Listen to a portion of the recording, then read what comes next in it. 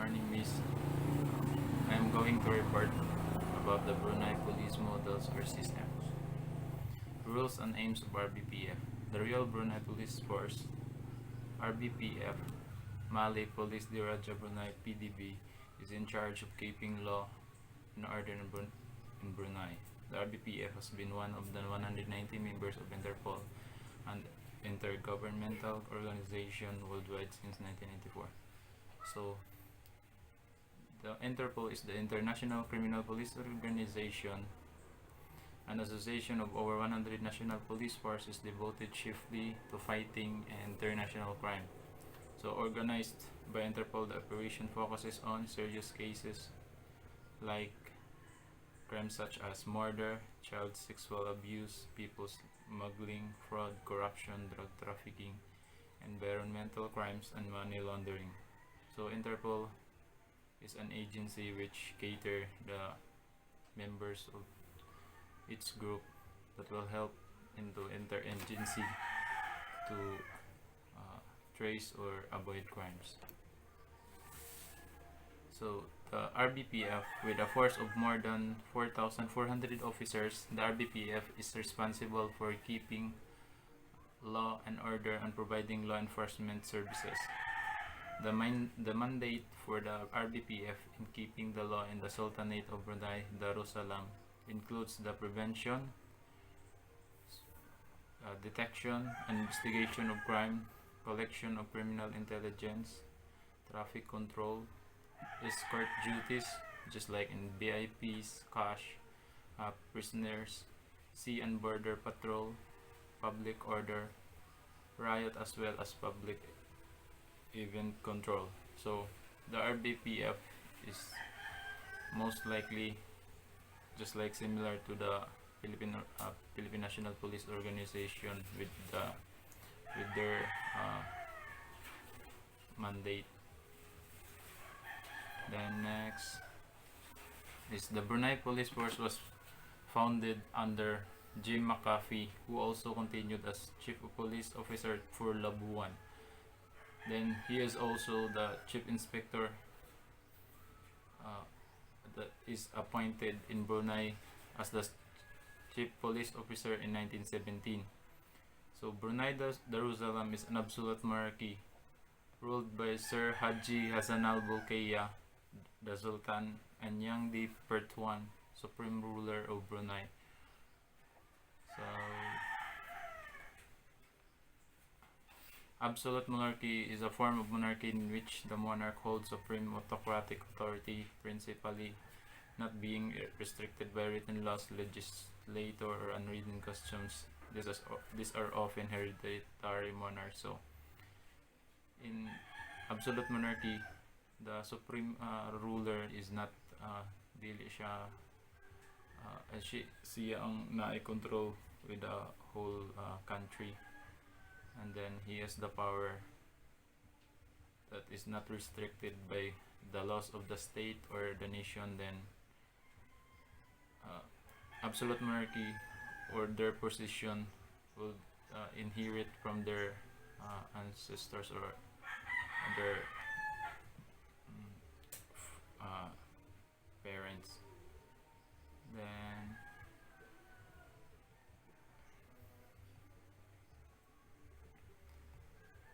the Sir Haji Hassan al is the Sultan of Brunei Darussalam.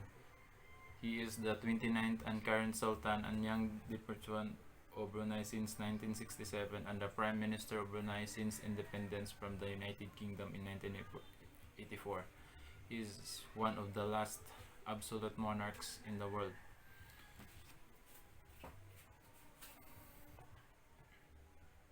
So, history of Brunei police system. In 1808, the signing of the 1906 treaty between Brunei Darussalam and the United Kingdom laid down the foundation of new government with the formal introduction of the British resident. Among MacArthur's first acts as British resident was the introduction of the first officers to police Brunei. So in this year, they signed the treaty, and they introduced the police officer in in Brunei. Then in 1808, Sergeant Krami was appointed as the first chief police officer of Brunei Darussalam. Then in 1817, the Brunei Police Force was founded under G. McAfee, who also continued as chief CPO for Labuan. Chief Inspector McAfee was appointed as the Brunei's chief police officer in 1917. These seconded officers from the Labuan were eventually replaced by the local Malays. Then in 1821, the Brunei Police was officially formed. On January 1921, immediately after the 1920 police enactment was passed, the local force took over all the responsibilities from the police force of the Straits Settlement. Then in 1950, the police headquarters was moved to Kuala Belait, and the CPO was answerable to the Police Commissioner of Sarawak. So, Dato ID Ismail is the Police Commissioner of Sarawak, and its police personnel has a total of 5,522 police officers. Then in 1959, with the introduction of Brunei's own constitution, this required Sultanate to have its own commissioner of police and no longer having to report to the CP Sarawak. In this year, the Brunei Darussalam introduced their new constitution. It will require the police commissioner of their state, and this police commissioner will no longer report to the commissioner of Sarawak. So the Brunei Police Force is called Police Diraja Brunei or Royal Brunei Police Force, that is established in 1921. Then Brunei Police Force is a member of the Interpol since September 4, 1984. So in this year, they will commemorate their 33 years of membership. Then Brunei Police Headquarters is located in Halan Gadong, Brunei Darussalam.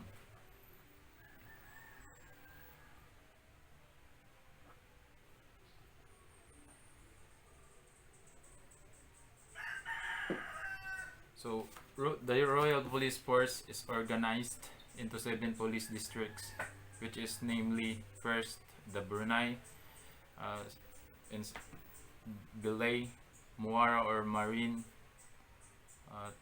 Tutong number 4, and the next is Timburong, Hirodong, and Baracas. Then the police districts, these districts are managed by 4 directors. The first director is the Director for Administration and Finance.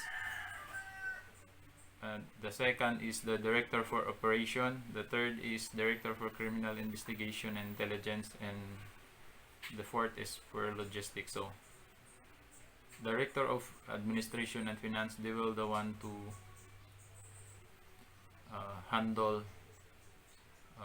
the financing instability of these districts. They will administer the SOP of their police station. Then Director for Operation, they are the one who are assigned for operation, just like patrol. Then Director for Criminal Investigation and Intelligence, they are the director that is the leader in their investigation and intelligence gathering. Then Director for Logistics is the one who is responsible for the equipments in their These are districts. Then the entire police operation is overseen by the following. So these districts is overseen by the Inspector General, the Police Commissioner, and the Deputy Commissioner. So the police districts are managed by 4 directors, just like I said a while ago. Administration is and financial department is one of the main engines for the real police force, managing general administrative affairs in aspects of human resource development, finance, and career programs for members of the force. Under the department, there are 4 main sections, which are the administration and finance section. So administrating the affairs and welfare of members of the forces is an important responsibility that requires dedication and high-level communication from officers and staff of this department, such as channeling information and policies of the force, handling disciplinary problems, and allowance and leave applications. So diri na to makita ang connection between officers and their staff. Kay they will the one handle sa ilang staff, and then they will hand them the disciplinary actions or the leave application. So administration is synonymous with finance. Thus, one of the tasks of the section is to ensure that the financial provision are spent according to the financial procedures that are in place. So administration and finance is important kay if they will stabilize their financial instability, and they are the one to manage their funds. Next is the training section. To overcome the constant changes of the global environment and social needs, the department provides and handles various training courses to boost the skills and efficiency of the members of the force. So training section, the money siya nga section nga the police applicants or police officers will be trained and they will be enhanced in their respected fields. Then career planning and personal section. Due to the force challenging and broad scope of responsibility, every officer and personnel needs a career plan that is conducted to the forces schemed and service in planning their career development. Towards this aim, the department is drafting a program on succession planning that will evaluate and suggest that career plan of every officer and personnel of the force in the line with their experience, skill, and training obtained. So career planning and personal section is dili nila ma-identify if ang isa ka officer is asa nila ibutang sa specific field. So kung kuan baron nga nang sa intelligence, patrol, or kuan investigation. Then the next section is procurement section. So the procurement section is responsible in securing the equipment of the force is in good working condition, as well as ensuring that all matters dating to purchase and procurement are recorded to the financial procedures and tender process that are in place. So procurement section, sila ang section nga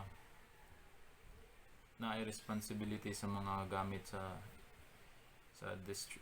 police station nga ang ilang gipampalit nga mga equipment is naka-follow sa regulation o sa mga necessary requirements i-procure.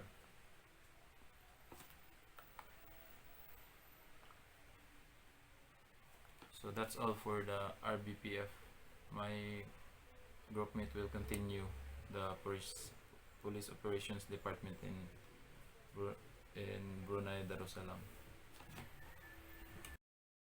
So in operations departments, there are the rules and functions. The operations department of the Royal Brunei Police Force is responsible on all aspects of operations in the areas of security control, aside from playing the role of enforcing the laws of the nation. Operations Department is led by a director, deputy director, and assisted by a staff officer. So, ang Operations Department sa Royal Brunei Force, silang may power sa tanang operations within the nation nga mo-implement o ma-enforce sa mga balaod sa Brunei Darussalam. Then the Operations Department kay dimanduan sa director, which is the rank of a general, then followed by deputy director, and is assisted by a staff officer. Then there are also ranks from the highest to lowest rank officer in the Brunei Police, Royal Brunei Police Force. Then the Royal Brunei Police Force Commissioners ranks are the following: Inspector General of Police, Deputy Inspector General of Police, Commissioner, Deputy Commissioner, Senior Assistant Commissioner, and Assistant Commissioner. Then the Royal Brunei Police Force officers ranks are the following also: Senior Superintendent, followed by Superintendent, Deputy Superintendent, Assistant Superintendent, Senior Inspector, Inspector, Probationary Inspector, and Cadet Inspector. So, sa Royal Brunei Police Force, makita nato ang difference from sa Philippine National Police Organization nga ang ilang mga ranks is lahi kayo sa PNP, kay ang PNP karon ning follow naman sa new, which is gikuha nila sa same sa EFP rank. Pero katong wala pa ni Elise, almost same rank na may mga senior inspector, superintendent, senior superintendent. Then naasay mga laing ranggo sa Royal Brunei Police Force. Muna siya karon na almost same ra ni sa atong PNP na kaning Sergeant Major, Staff Sergeant, followed by Sergeant, Corporal, Lance Corporal, and the Police. So that's all.